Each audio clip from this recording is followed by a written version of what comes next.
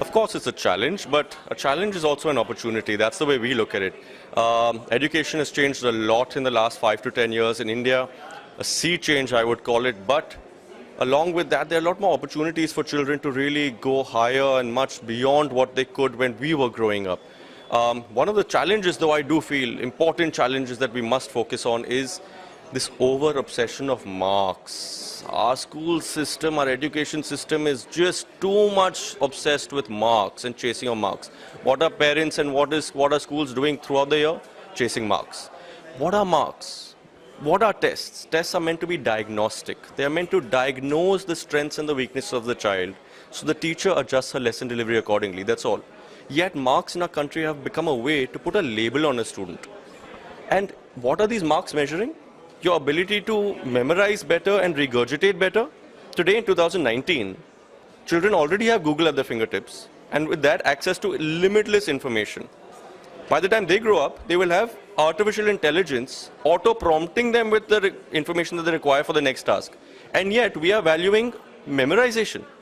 How does memorization matter? The world economy in the 21st century will not reward you for how much you know, but for what you can do with what you know. Not for the amount of knowledge that you have, but for how you apply the knowledge that you have. That also seems like a challenge in the industry today, and with technology making its own mark. How far and what is the future of Indian education system? Technology is extremely important. We were talking about, 5-10 years back, people said we had interactive whiteboards, and then they said we have projectors, and then came these visualizers. Now it's all on tablets, and tablets is still becoming old. We're going to be talking about artificial intelligence, virtual reality, there's MR, mixed reality, blended learning. That's where the future of technology lies. So we need to stop talking about our smart classes and our fancy interactive whiteboards and visualizers. That's passé. That's in the West, in developed countries, nobody's even talking about that right now. We need to move on from all of that and get into the AIs and the VRs and ARs, but making sure that the balanced usage of technology is there, not just putting technology for the sake of it. It needs to better learning outcomes and enhance lesson delivery.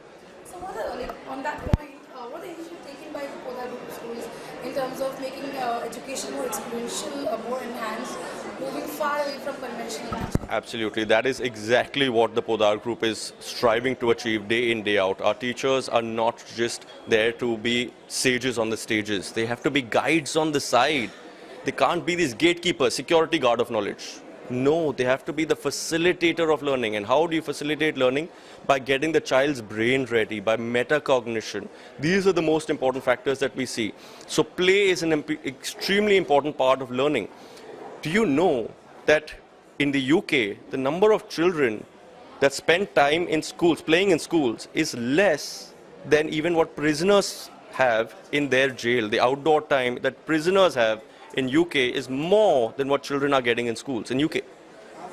Play is the work of childhood because it brings back all those beautiful chemicals like dopamine, oxytocin, serotonin, endorphins, which get your child's brain ready to absorb the lesson that is being done.